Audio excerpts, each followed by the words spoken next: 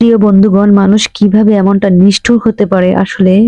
কিছু মানুষ এতটাই নিষ্ঠুরতা প্রকাশ করে যে ভাষায় বলা যায় না। একটা অবুঝ প্রাণীকে কিভাবে মারতে পারে, কিভাবে কাটতে পারে আমি বুঝি না, আমার মাথায় ধরে না। আমার বিড়ালটা একটু বাইরে হঠাৎ করে চলে গেছিল, আসলে আমি তেমন বাইরে যেতে দিই না, ও মাঝে মাঝে বের হয়ে যায়। আপনারা কাছ থেকে দেখলেই বিশ্বাস করবেন ওরে কি কি করেছে মেরে। একটু দেখেন, কাছ থেকে দেখাচ্ছি আমি। অনেক রক্ত গেছে, আমি ড্রেসিং করে দিছিলাম। প্রথমে আমি ভাবছি দেখাবো না, পরবর্তীতে ভাবছি হয়তো বা কারো একটু হলে দয়া লাগতে পারে। বিড়ালকে এভাবে মারবেন না।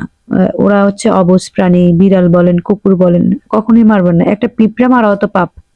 আমার খুব কান্না আসতেছে, কষ্ট লাগতেছে এই বিড়ালটার জন্য, যে যারা এই কাজটা করেছে, যে আল্লাহ তাদেরকে হেদায়েত দান করুক। আমি তাদের বদদোয়া দিচ্ছি না, তাকে আল্লাহ হেদায়েত দান করুক। হলুদ গরম করে লাগিয়ে দিব। হলুদ দিলে কি হয়, বিড়ালের ব্যথাটা একটু চলে যায়। অবুঝ প্রাণী এই শীতের মধ্যে। মানুষ হইলে হয়তো বা বলতে পারতো, এখন সে তো অবুঝ, কিছুই বলতে পারছে না।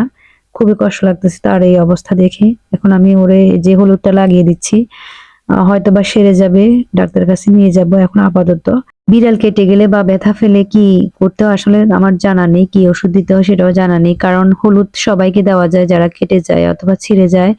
হলুদ দিলে গরম করে তখন ওইটা সেরে যায় আর কি। বিড়ালটা খুবই কষ্ট পাচ্ছে, এটা দেখে নিজের কাছে অনেক কষ্ট লাগতেছে। আমি পালি তো, হয়তোবা আমি বুঝতেছি। যারা বিড়াল পালেন না তারা হয়তোবা বুঝবেন না, যারা পালেন তারাই বুঝবেন একমাত্র বিড়ালের কষ্ট।